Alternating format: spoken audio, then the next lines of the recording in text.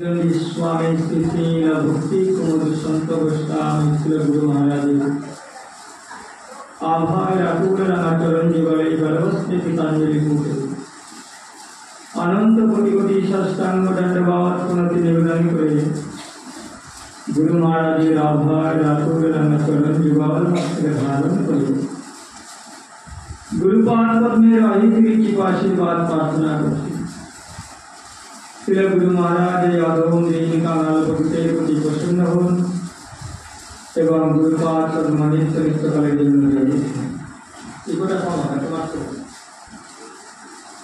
तत्पश्चात परम गुरुदेव जगत गुरु भक्ति सिद्धांत सरस्वती गोस्वामी ठाकुर प्रभुपाद रूपान गुरुवर्ग मंचे समासीन समस्त वैष्णव मंडलीगण भक्तिमती मातृमंडली सकले कृपात पद्मनिवरे स्पादिले अनंत परिवटी साष्टांग दंडवत पुनति निवेदन करे सकले आभार अतुल चरण जुगल मस्तक धारण करे सकले हरि कृपा आशीर्वाद प्रार्थना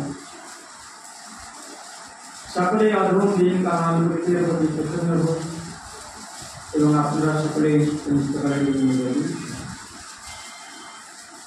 गुरु गौरांगे अपार करुणा के अवलंबन करे भक्त भगवान कथा कीर्तনের মধ্য দিয়ে আমরা আমাদের মানব জীবনে আত্মকল্যাণের প্রয়াস প্রচেষ্টায় করি কিসের মানব জীবনে একটু আত্মার কল্যাণ সাধিত হয় একটু মঙ্গল সাধিত ইয়াত্রৌ ভগবত বচনাম শ্রী গুরুপাদ পদ্মম নিমিত্ত মাত্রম বহু ভক্তি প্রসাদ নিবেদন আমার গুরুপাদ পদ্মে ভগবানের এই অমৃতময় কথা বললেন আমি নিমিত্ত না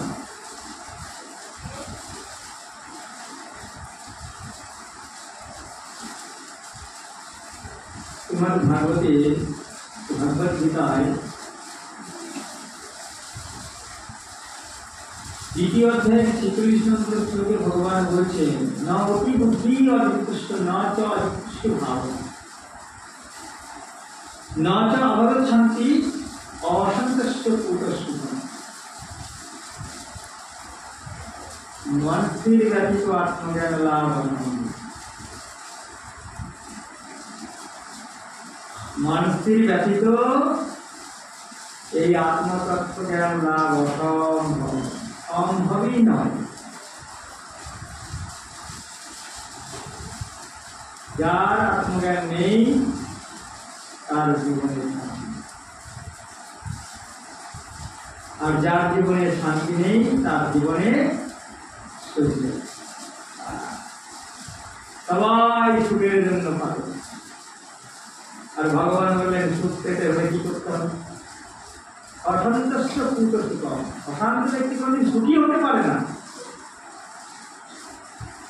সুখ পেতে হলে সর্বপ্রথম स्टेप बाय स्टेप पदम पदम प्रति पदम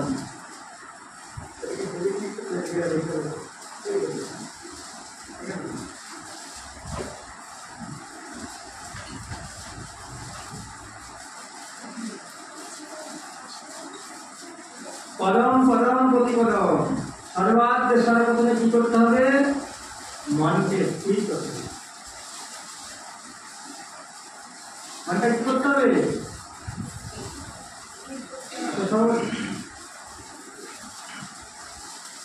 मानसिक की एत सहज नहीं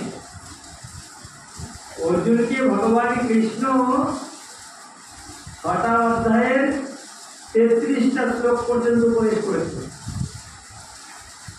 দ্বিতীয় অধ্যায়ের 7 নম্বর শ্লোকে অর্জুন ভগবানের চরণে আত্মসমর্পণ করেছেন ভগবানকে গুরু রূপে বরণ করেছেন তার আগে পর্যন্ত ভগবান একটা কথা বলেন যা বলে যাচ্ছে বলে যখন গুরুকরণ করেছে প্রভু বললেন সেখানে লাইনটা ধরে আসলাম এখান থেকে শুরু করো যখন গুরুকরণ করলো ভগবানের কাছে আত্মসমর্পণ করলো কার্তিক দোষ উপহাত স্বভাব ঈশ্বামিতম ধর্ম সম্মূঢ় চেতা ইয়াস্তে অসৎ নিশ্চিতম বহিতন্মে শিষ্যস্তে হম स्वादिवम तुम प्रपन्याम तुम्हार चरण शरणागत প্রভু, তারপরে দুর্বলতার প্রভাবে আমি কি হয়েছে কিং কর্তব্য বিমূল হয়ে পড়েছে। কি করবো আর কি করবো না, কি করা উচিত আর কি করা উচিত না, কি এবারে কিং কর্তব্য বিমূল, কর্তব্য সম্বন্ধে সম্পূর্ণ বিভ্রান্তি। তাই এখন আমি তোমার শরণাগত, তোমাকে গুরুরূপে বরণ করলাম। তুমি আমার গুরু, আমি তোমার শিষ্য, আর শিষ্যের এই সংখ্যায় এখন তুমি দূরীভূত করো। তারপরে ভগবান মুখ খুলে, তার আগে ভগবান কোনো উপদেশ করে খুলে দেখুন গীতা, একটা কথা বলে গেল চুপচাপ ওই আমাদের দড়ি ধরে দাঁড়িয়ে যা ভালো লাগে। যখন গুরুকরণ করলেন তখন ভগবান দেখলেন যে আমার শিষ্য সংসারে চলছে। এইবার শিষ্যের আমার সংসারে আত্মা বিনাশ, তার বিনাশ থেকে আমাকে রক্ষা করতে হবে, তাহলে তো বিনাশ হয়ে যাবে। তাই ভগবান তাকে উপদেশ করতে শুরু করলেন, তার মোহভঙ্গ করছিলেন, একটার পর একটা উপদেশ, একটার পর একটা উপদেশ। এবং সবশেষে জিজ্ঞাসা করেছে 18 অধ্যায় মুক্তযোগে 73 নম্বর শ্লোকে ভগবান জিজ্ঞাসা করছে, অর্জুন তোমার যে বুদ্ধি ভ্রষ্ট হয়েছিল, তুমি যে সব হারিয়ে ফেলেছিলে, তার কি হয়েছিল? তখন অর্জুন উপদেশ দিয়েছে নষ্ট মোহস্থিতির লব্ধা সব সাধারণ মায়া উচিত তীরে অস্মি গত সন্দেহ করিষ্টিয়ে বচনম স্তব। হে প্রভু, তোমার কৃপায় আমার যে বুদ্ধি ভ্রষ্ট হয়ে গেছিল, সব স্মৃতি ফিরে এসে আমার বুদ্ধি আবার ফিরে। আমি সংসারের ধাক্কায় স্মৃতি ভুলে গেছি। যেমন সিনেমায় দেখে পাথরে আঘাত লাগে, গাড়ির সাথে অ্যাক্সিডেন্ট হয়, নায়ক সব ভুলেছে, নায়িকা সব ভুলেছে। বলতে আমিও সব ভুলে গেছিলাম, জ্বর ভিড়ের ধাক্কায় এই পরমার্থ জগৎ আমার থেকে লোক পেয়ে গেছে।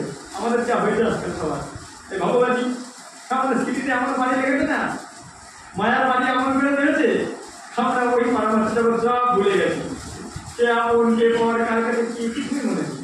আচ্ছা সব তো ভুলে গেছে। বলে নষ্ট মোহ স্মৃতির ধ্বস্তা তৎপ্রসাদাৎ মায়া অর্পিত। তোমার কৃপাতে, তোমার করুণা হেতুতে আমি আমার স্মৃতি ফিরে পেয়েছি। এই জন্য সাধুবান গুরুতত্ত্ব সব স্মৃতি ফিরানোর জন্য ব্যস্ত। কি তাই তো? আমি স্মৃতি ফিরে পেয়েছি। এখন তুমি আমি সংকল্পস্থিত হয়েছি, সব বুঝে গেছি। তুমি এখন যা করতে বললে পরিষ্কার মানত, তোমার ভাবনা তাই করবে। যুদ্ধ করতে বললেই আমি যুদ্ধ করি।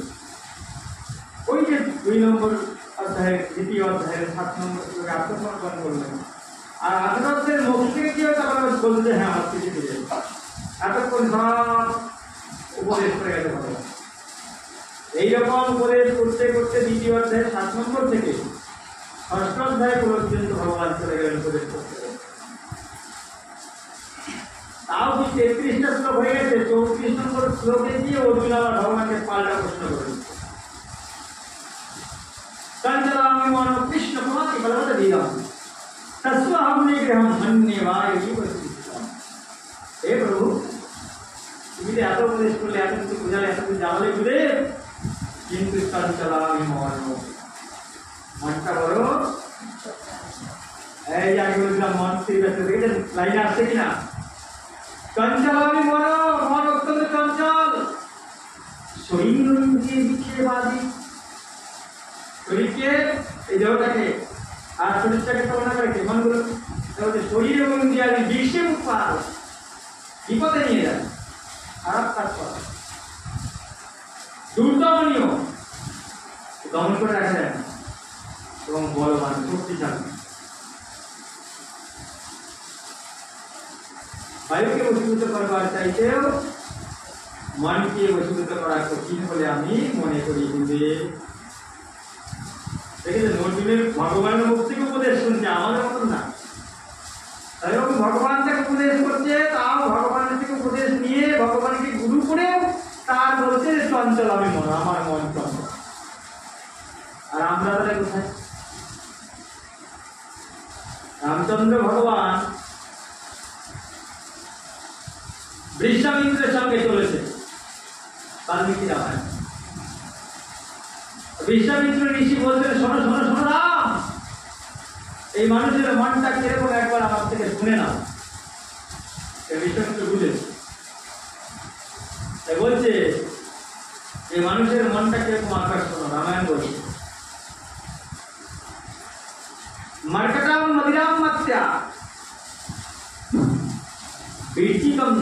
যেন তৎপশ্চাৎ ভূতগণস্যৈব তদ্রূপ মনুষ্য মনোরমা। বলছে রাম, এই মানুষের মনটা কিরকম আমার কাছ থেকে শোনো। বীচিকম দর্শিতম যেন মার্কেটাম মদিরাম মাত্রা। প্রথম বলছে মার্কেটাম মদিরাম মাত্রা। মার্কেট মানে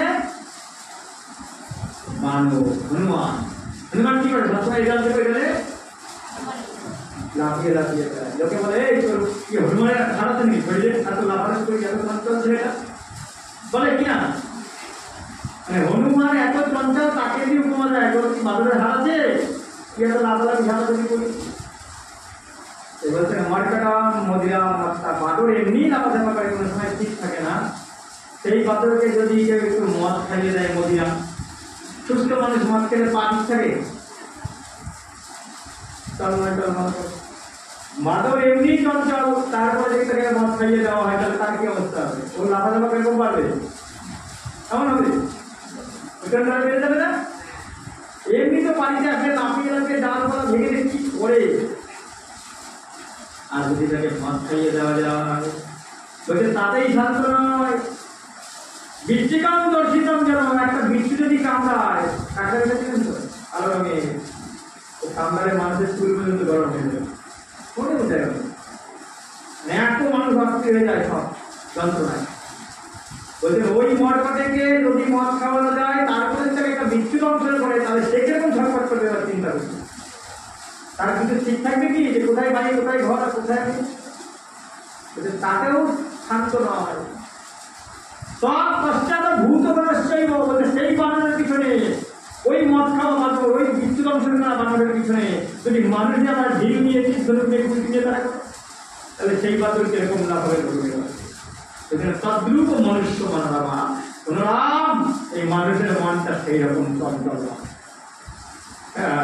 সেই মন নিয়ে এসেছি আমরা ভগবত আসবে, ভগবানের কথা শুনে আত্মার কল্যাণ করবো, মঙ্গল করবো, এই সংসার বন্ধন মুক্ত করে নিত্য ধাম গুলো বৃন্দাবনে ভগবানের পাঁচ পথ মেনে তাই গৌরীকে আনন্দে এই তো আমাদের। কারণ একবার শুনতে পারলে ভগবান বলছেন নিত্য ধামের সঙ্গে। গীতা পড়েন যারা দেখবেন, গীতা মাহাত্ম্যের গীতার 8 অধ্যায়ের 70 নম্বর শ্লোকে বলা, শ্রদ্ধাবান শুনুচা, শ্রদ্ধাবান শুনুচা স্নেহাদি আপনি জনার কোটি মুক্ত সমান লভান পুণ্য পুণ্য কর্মকৃত। যে ব্যক্তি শ্রদ্ধা সহকারে, ভক্তি সহকারে, প্রীতি সহকারে এই ভগবানের দিব্য ভাগবতীয় কথা শ্রবণ করবে, তৎক্ষণাৎ সেই মুহূর্তে জন্ম জন্মান্তরের সমস্ত পাপ থেকে মুক্ত হয়ে নিত্য বৃন্দাবনে ভগবানের পাঁচ পদ মেনে যায় গৌরীকে আনন্দে। এই মুহূর্তে কিন্তু সোনাটা দেখেছেন, ওই যে মার্কেটাম মদিরাম মাত্রা, এই মন নিয়ে এসেছি আমরা। সেই মন নিয়ে শুনলে কি আর করে যাওয়া যাবে? সোনার মতন শুনতে হবে। সোনা কয়েক প্রকার হয় বাজারে, এই বাজারে হাতে সোনা দেয়, সোনা এই সোনা বলতে যাওয়া দেখালাম বলে যে মরা সোনা গড়ি পড়ে আছে, সোনা মানে এই যে আঁকটা একটু কানে পড়ে আছে, এই সোনা, এই সোনা সেই সোনা না, এই সোনা মানে শ্রবণ করা। এই শ্রবণ সোনা কয় প্রকারের?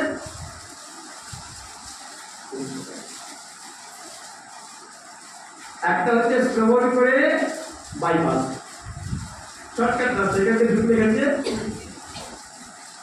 কিছুই মনে নেই, একটু বাজে আর কিছু মনে নেই, সব যেমন পক্ষ দেখে দেখে কিছু করে উঠে যায়, এদের এই পক্ষ ডুবে যায়। এ হলো প্রথম সোনা। দ্বিতীয় সোনাটা কিরকম?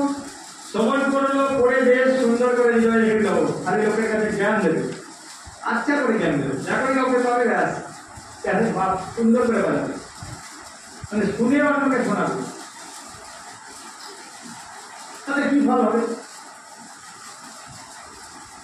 ওষুধ ডাক্তার দেখিয়েছেন, ওষুধ বলেছে, ডাক্তারবাবু বলেছে ঠিক আছে তোর সমস্যা হচ্ছে, একটা প্যারাসিটামলটা খেয়ে নেই, তোর জ্বরটা কমে যাবে। ও ধীরে রেখে জ্বর কমে যায় প্যারাসিটামল খাবে, এবার যাই জ্বরের কথা শুনলে এবার প্যারাসিটামল খেতে কোনোদিন খেয়ে দেখেনি জ্বর কমে কিনা।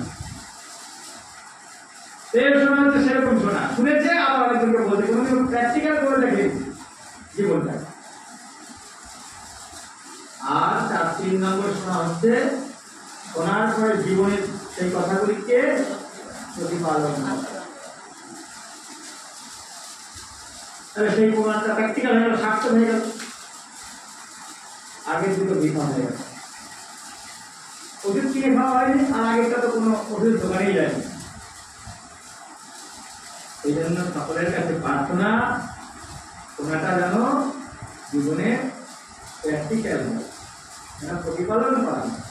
তাই শাস্ত্রে বলা আছে সুমনানো ঘটানো বিচারানো। শোনার পরে সেটাকে চিন্তন করো, স্মরণ করো, তাইলে তোমার শোনাটা সার্থক, নাইলে ওটা ভেজাল শোনা, নকল শোনা, ইমিটেশন। সেই জন্য আমাদেরকে মনটা সঞ্চালনকে দূর করতে হবে। অসন্তোষ তাদের সুখী হতে পারবেন না। মানসিক ব্যতীত আত্মজ্ঞান লাভ অসম্ভব।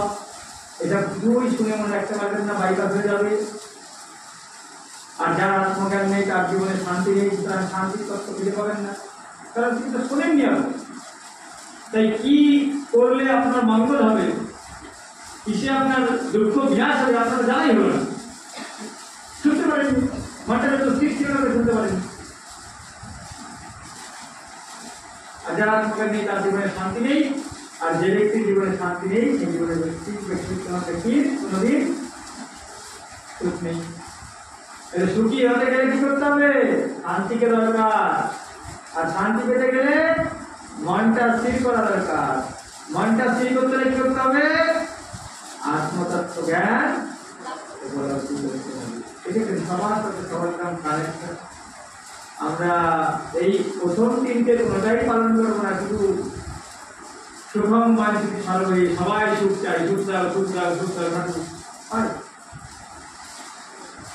সেজন্য সুখ পেতে হবে, এগুলোকে অবলম্বন করে অন্তিম করে জীবন করি। আর আমরা জগন্নাথের কথা আলোচনা করলাম। কত দিন, 15 দিন হয়ে গেল না যাত্র উপলক্ষে আমরা থাকলেন শ্রীরামপুরধামে গিয়েছিলাম বেশ কিছু ভক্ত নিয়ে। এখানে আমরা জগন্নাথের সমস্ত লীলাস্থলীগুলো দর্শন করেছি।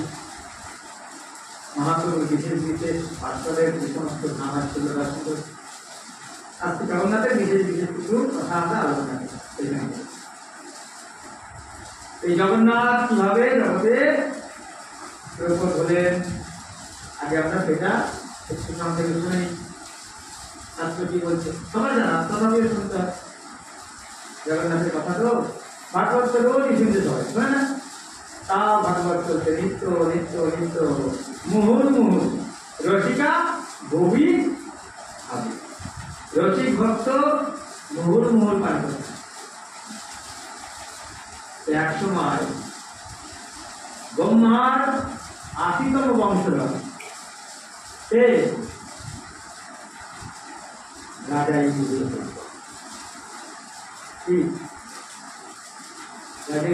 ভগবান ব্রহ্মার 80তম বংশধর। একদিন তার রাজ্যের যে রাজা, উৎকল দেশের রাজা, উৎকল মানে আমাদের এখন পুরী গৌর দেশ এটা, আর এটা হচ্ছে উৎকল। তো সেই গৌর দেশের রাজা রাজসভা একদিন একজন পরম ভাগবত, পরম বৈষ্ণব সন্ন্যাসী রাজা, খুব বিষ্ণু ভক্ত, খুব ভক্ত, একটা কত মানুষ ভক্ত হয়, ভীষণ ভক্ত রাজা এবং রাজমন্ত্রী। তো মজা করলেন, সঙ্গে সঙ্গে সেই সন্ন্যাসী খুব আদর আপ্যায়ন করলেন, সেবা করলেন, তাকে খুব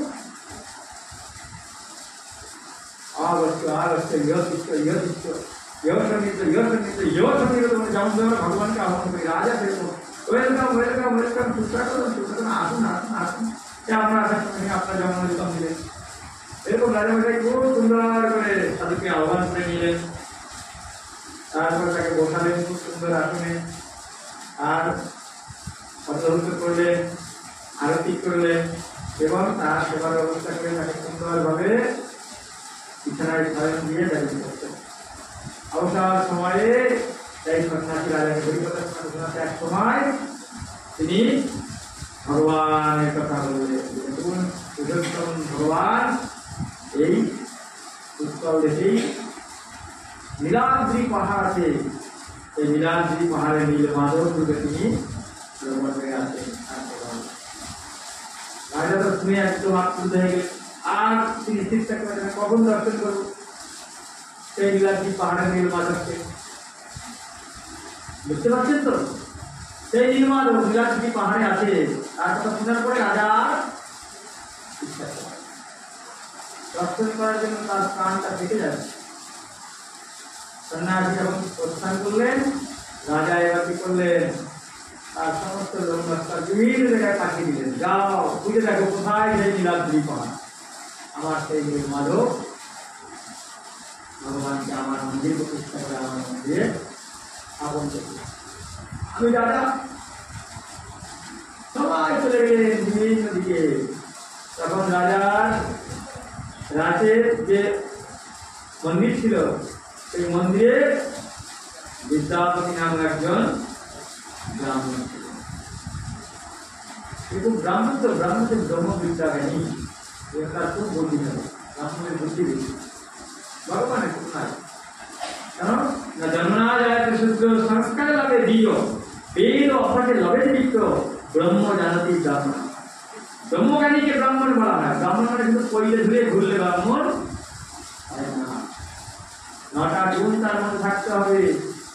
কাম দাম তপস সত্য শান্তি সত্যম দেবতা জ্ঞানম বিজ্ঞানম আস্তিকম ব্রহ্ম কর্ম স্বভাবজম। এই 9টা গুণে ব্রাহ্মণ হয়। এই ব্রহ্মজ্ঞানী জন্মনে যাচ্ছে সূত্র, আমরা জন্ম থেকে সবাই সূত্র, ব্রাহ্মণের ছেলেও সূত্র, সূত্রের ছেলেও সূত্র, সবাই সূত্র। সংস্কার এলাকায় দিও, যখন তার সংস্কার হয় তখন সে বীরত্ব ব্রাহ্মণত্ব প্রাপ্ত হয়। সেই জন্য ব্রাহ্মণের উপনয়ন নিতে হয়। ব্রাহ্মণের ছেলে হলেও ব্রাহ্মণ হয়ে গেল না। তারপরে বলছেন বেদ অভ্যাসে লাভের চিত্র, তারপর ব্রাহ্মণ হওয়ার পরে বেদ পাঠের অধিকার লাভ করে। তখন সে বেদ পাঠ করে এবং বেদ পাঠ করে বেদের সার যে পরম ব্রহ্ম ভগবান সেটা উপলব্ধি করে। গীতা দেখেন বলেছে ভগবান, গীতার 15 অধ্যায় 15 নম্বর উত্তর, সর্বস্ব চাওড়ীন সন্নিবিষ্ট মাত্র তিনটি জ্ঞান বলেছে বেদিষ্ট সর্ব রহবে বেদ বেদান্ত গীত বেদ বিলীন আমি সমস্ত জীবের হৃদয়ে অবস্থিত পরমাত্মা, আমার থেকে সমস্ত জীবের স্মৃতি এবং জ্ঞান উৎপন্ন এবং বিলোপ হয়। আমি সমস্ত বেদের জ্ঞাতব্য, আমাকে জানার জন্য বেদ পড়তে হয়। বেদ পড়ে জানতে পারে যে ভগবানই এই জন্য ব্রহ্মজ্ঞান ব্রাহ্মণ। বেদ পড়তে পড়তে তখন ব্রহ্মজ্ঞানটা আসে, ভগবানকে উপলব্ধি আসে, তখন সে ব্রাহ্মণ। সেই জন্য সেই বিদ্যাপতি ব্রাহ্মণ, তার ব্রহ্মজ্ঞান আছে। এখনকার মতন তো না। কপিল ভগবান যেমন মাতাদের ভূমিকে বলছে কলিযুগের ব্রাহ্মণগুলো কিরকম, দাম্পত্যে বিউটি হেতু মায়া এব ব্যবহারিকে বিদ্যাতে সূত্রমেব, এই যে বিদ্যাতে সূত্রমেব। কলিযুগে কি হবে, শুধু সূত্র ধুয়ে দেখাবে যে আমি যাব। দেখেন ব্রাহ্মণের ছেলে আচার বিচার বিচার কিছুই না, শুধু ওই বইটা একটা তাওকে ওর মধ্যে চাবি ধরে চাবি ধরার জন্য মায়ের বইটা করা, একটা চাবি তার গায়ে আছে, বাড়ির চাবি হোক জয়ের চাবি হোক বলি বিদ্যাতে সূত্রমেব বলে। শুধুমাত্র পয়সা ধরিয়ে কলিযুগের মানুষ ব্রাহ্মণকে ব্রাহ্মণ করতে হবে, এটা সেই ব্রাহ্মণ নয়, তখন সেই ব্রহ্ম জ্ঞানী ব্রাহ্মণ। এই বিদ্যাপতি ছিলেন ব্রহ্মজ্ঞানী। বিদ্যাপতি রাজা মশাইকে বললেন, রাজামশাই সবাই এসে খোঁজ দিচ্ছে, মারা খুঁজে পেলাম না, কোথায় মিল করবো খুঁজে পাইনি। এ বললেন ব্রহ্মজ্ঞানী তো, ব্রহ্মজ্ঞানীর আপনার শক্তি থাকে, তেজ থাকে, বল থাকে। সে বললেন মহারাজ আমি একবার যাই, আমি যদি ফিরে না আসি আপনি হতাশ হবেন। ঠিক আছে বিদ্যাপতি যাও, তুমি একবার খোঁজ নিয়ে এসো। বিদ্যাপতি চলে গেলেন, ঘুরতে ঘুরতে ঘুরতে ঘুরতে ঘুরতে ঘুরতে তিনি নীলগিরি পর্বত চলে গেলেন এবং নীলগিরি পর্বতে গিয়ে পর্বতে গিয়েছেন, কিন্তু কোথায় নীলমাধব সে খোঁজা। আচ্ছা এখানে একজন বলে দিল যে বাবা চলে যাও উত্তর 24 পরগনায় দাদা দামোদর মন্দির আছে, উত্তর 24 পরগনা একটুখানি আসবো, উত্তর 24 পরগনা দিয়ে হাঁটি হলাম। এবার দাদা দামোদর যে কাঁকড়া মির্জা নগর তার এই গ্রাম এখানটা আসতে পারে, তো যেরকম ও তো নীলগিরি পর্বতে গিয়ে হাঁটি, কিন্তু নীলমাধব কোথায় আছে দেখতে পাবে। অনেক অন্বেষণ করতে করতে এই নীলগিরি পর্বতের থেকে অনেকটা দূরে এক সাগরদের সঙ্গে তার দেখা হয়ে গেল। তাদের সঙ্গে মিল লেগে গেল, কিছু পেতে হলে কিছু করতে হবে। এই সাগরদের বলে